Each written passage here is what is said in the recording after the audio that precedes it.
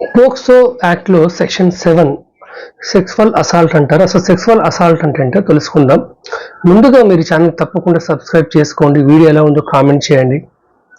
పిల్లల భవిష్యత్తు కోసం, వాళ్ళ సంరక్షణ కోసం మంచి వీడియోస్ చేద్దాం మనం. ఇది అందరికి షేర్ చేయండి. ఇకపోతే సెక్సువల్ అసాల్ట్ అంటే ఎవరైనా సరే ఒక పురుషుడు, అంటే ఈ కొద్దిమంది ఏం చేస్తుంటారంటే పిల్లల్ని వాళ్ళ మర్మాంగాలు తాకడము, లేకపోతే వాళ్ళ రొమ్ముల్ని టచ్ చేయడము, వాళ్ళ ప్రైవేట్ పార్ట్ దగ్గర టచ్ చేయడము, లేకపోతే వేరే వాళ్ళతోని ఈ విధంగా చేయించడము, దీన్ని సెక్సువల్ అసాల్ట్ అంటే లైంగిక దాడి అంటారు సెక్షన్ 7 ప్రకారం. ఈ సెక్సువల్ అసాల్ట్కి ఎక్కువగా పాల్పడేది ఎవరో తెలుసా అండి? మన చుట్టూ ఉండేవాళ్ళే.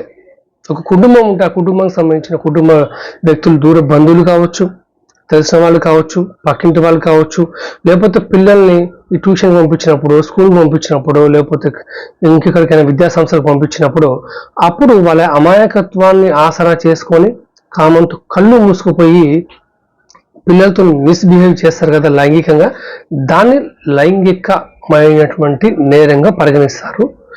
సెక్సువల్ అసాల్ట్ అంటారు దాన్ని ఇంగ్లీష్లో. Section 7 of POCSO act, protection of children from sexual offences. So మీ స్కూల్లో, కాలేజీలో ఎక్కడైనా సరే అవేర్నెస్ కావాలంటే మీరు నాకు కాల్ చేయొచ్చండి. మీ పిల్లలు ఎటువంటి అవేర్నెస్ కావాలన్నా మీరు కాల్ చేయొచ్చు. 9573395095. సో నేను మీ అడ్వకేట్ రమేష్ పిట్ల. సో మనందరం కలిసికట్టుగా పిల్లల భవిష్యత్తు కోసం, వాళ్ళ రక్షణ కోసం అవేర్నెస్ కలిగి చేద్దాం.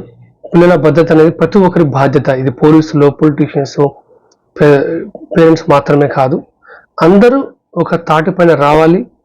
చట్టాల పట్ల, శిక్షల పట్ల అవేర్నెస్ అనేది కల్పించుకోవాలి, mandatory. Thank you so much for watching this video. Thank you.